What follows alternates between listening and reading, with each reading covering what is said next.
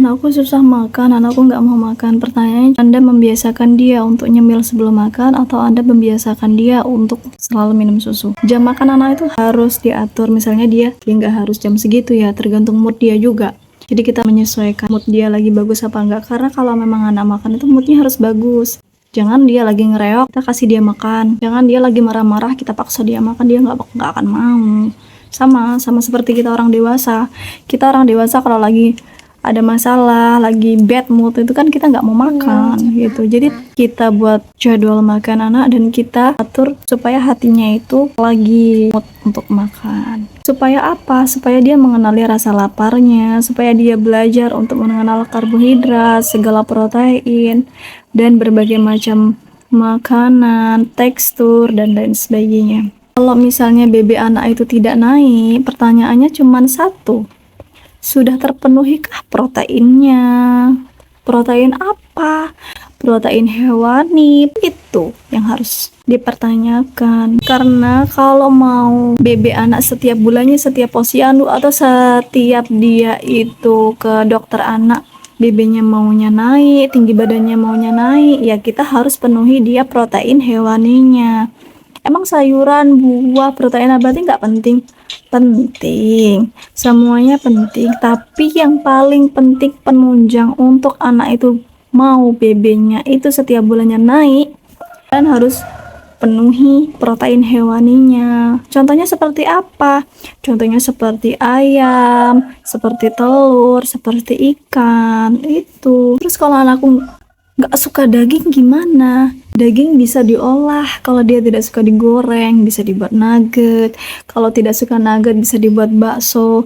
Kalau udah berbagai cara kita masak untuk supaya dia suka daging, ternyata dia tetap tidak suka, ya nggak usah dipaksa. Kan masih ada protein hewani lainnya. Bisa telur juga ngolahnya banyak.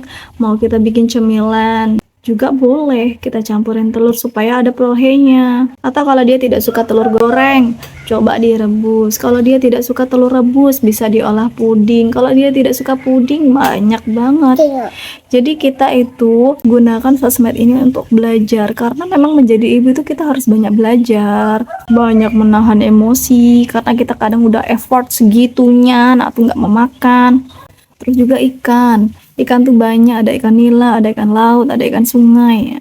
Cari, nggak mungkin kan dari salah satu itu dia bener-bener nggak ada nih yang suka. Pasti ada satu ikan yang dia favorit, misalnya ikan nila atau ikan lele atau ikan apapun itu. Apalagi kalau itu ikan nila dan ikan sungai itu kan lemaknya banyak, itu sangat menunjang BB anak kalian itu naik setiap bulannya.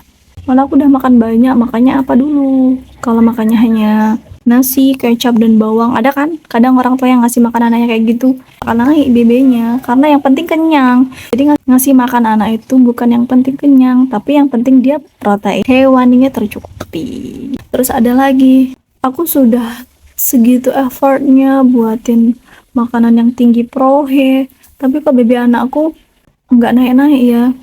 Pertanyaannya satu, bapaknya ngerokok enggak? Kalau bapaknya ngerokok, diskusiin sama bapaknya kalau ngerokok itu di luar, jauh dari anak. Terus juga kalau habis ngerokok, bajunya itu ganti, karena kan asap rokok itu nempel di baju nih. Nempel di baju dan kehirup anak, bahaya. Kalau anaknya itu batuk, ya percuma, ibunya udah ngasih rohe, udah jungkir balik mengusahakan, tapi bapaknya ngerokok, membuat anaknya batuk. Ya karena anaknya sakit, karena anaknya batuk itu tadi nggak naik BB-nya gitu ya.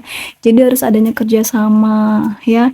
Jadi buat para ibu yang BB anaknya susah naik, pengalaman aku itu solusinya, dan semoga pengalaman aku ini bermanfaat untuk para ibu.